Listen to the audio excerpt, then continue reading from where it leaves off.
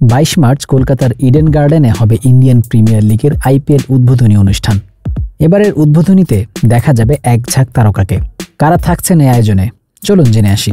প্রথম ম্যাচে স্বাগতিক কেকেআরের মুখোমুখি হবে আরসিবি। তার আগেই হবে উদ্বোধনী অনুষ্ঠান।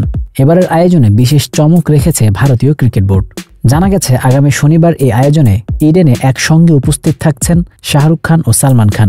শাহরুখ আসবেন নিজের দল কেকেআরের খেলোয়াড়দের উৎসাহ দিতে, আর সালমান আসবেন নিজের নতুন ছবি সেকেন্দারের প্রচারে।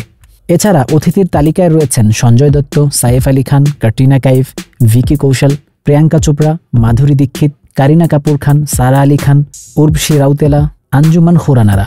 তবে এসব তারকারা উপস্থিত থাকবেন খেলা দেখতে। তারা পারফর্ম করবেন কিনা তা নিশ্চিত নয়। আইপিএলের উদ্বোধনী অনুষ্ঠানে অরিজিৎ সিং, শ্রেয়া ঘোষাল, করণ আউজালা, দিশা পাটানি, শ্রদ্ধা কাপুর ও বরুণ ধাওয়ান পারফর্ম করবেন।